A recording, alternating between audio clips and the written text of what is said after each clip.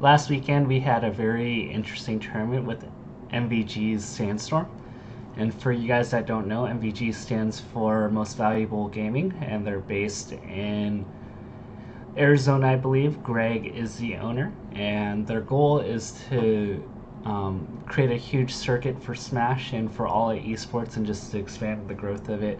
However, their tournament, Sandstorm, which featured five of the gods, ran very poorly. We saw a bunch of little things happen, and that was we saw in Game 3 of Armada versus West Balls, the power ran out. We saw that Hungrybox and West Balls were forced to switch TVs in losers bracket. We saw a bunch of stream issues, and it just looked very sloppy overall. And so this brought about a lot of Reddit threads. So if you look on our Smash Bros, we saw a lot of threads make the front page, ranging from UT King's response to various players expressing their experiences with MVG in the tournament. We saw a lot of Twitter action with players like Leffen, Hungrybox, Mango, all expressing some sort all expressing various degrees of discomfort and displeasure with the tournament. And so, for people that aren't really familiar with the competitive community, and they're probably wondering like, why are we so against MVG? Why are Smashers going on this witch hunt? And why is there this pervasive attitude of skepticism?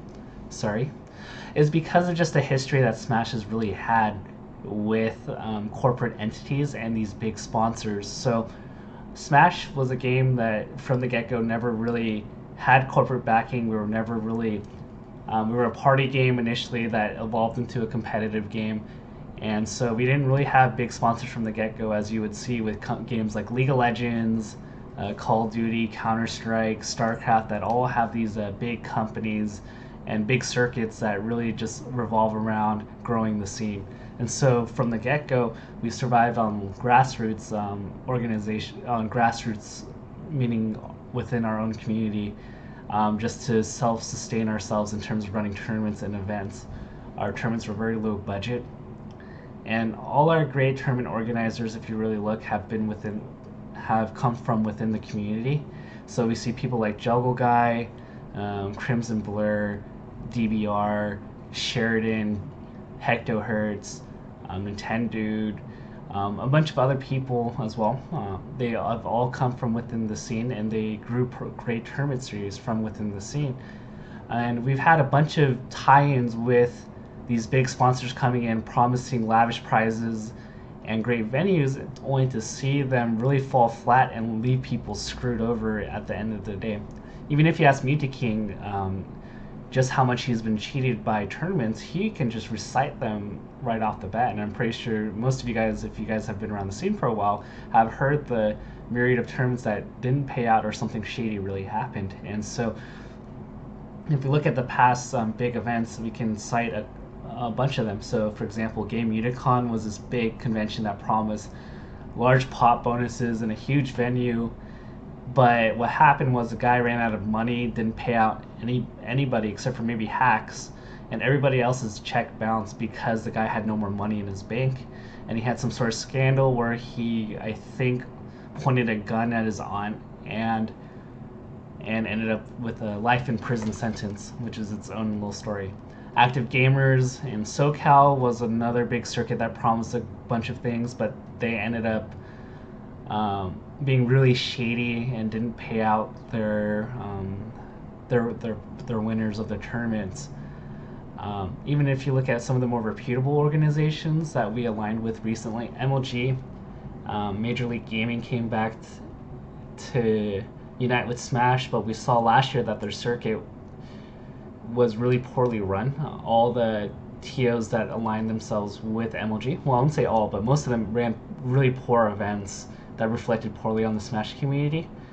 And the actual tournament itself was a disaster in terms of just logistics. The singles bracket software died. I don't know why they didn't really use Challenge or something that we've been using all along. They want to use their own software. So day one started 9 hours late. We were forced to use the MLG TV uh, streaming medium as opposed to Twitch, so we lost a lot of viewership there. The VODs at the end, the video on demand of all the videos got destroyed, and we had to rely on a shady means to get those videos. And at the end of the day, we all felt that MLG was just in it for the money. We were the orphan kid, if not to make fun of orphans, but we really felt like we were the orphan kid that started to make something for ourselves, and then our strange stepdad came in and said, wow, you're useful now, I'm going to take advantage and steal your money and exploit you. That's what we felt with MLG. We look at Nintendo, and Nintendo has offered various things, but they have a layer of distrust because of the instances with Project M, and just a lot of the things that Nintendo's involved in has left this kind of sour taste in a lot of players' mouths. We see EMP, another organization that shadily took Mewtwo and did some things with him in regards to sponsorships. We saw also P4K not pay out Mewtwo. And so, ranging from just events and sponsors, there have just been so many people that have cheated Smashers out of their money or just produced poor events. And so over the years, it's really hard for the community to really trust an outsider to come in despite the promises of money and these great events, because we've seen the majority of them really leave. And the only people that have really been reliable have been the FGC people in terms of aligning ourselves with them for the EVO tournament series, even though they haven't really treated Smash the best in terms of setups and whatnot, but they've executed pretty well. And speaking of Mewtwo and alliances, he's been with EMP, he's been with P4K, both organizations that have failed him in terms of the sponsorship deals, and now we see him with MVG. And naturally, it just seems like Mewtwo is magnetized to organizations that have been shady. I'm not going to say MVG is, but he has a history of partnering with these shady organizations, whereas Mango aligns itself with Cloud9. We see Leffen with TSM, Armada with Alliance, with these proven esports companies that are willing to pay out, and they have a reputation from other esports. Whereas we see Mewtwo with MVG, it's like, okay, like what is this red flag? I'm not saying MVG is like that, but that's the vibe that we get off. And whatever Mewtwo selects, it just seems like there's like a red flag that goes off, and it's just unfortunate, but that's the reality. And so, at the end of the day, as Smashers, we really want to see growth and we want to see great tournaments, but at the same time, just looking at the history of Smash with big corporate sponsors, just of how bad it's been, it's natural for us to be skeptical of groups like MVG, and this is the perspective that we come from.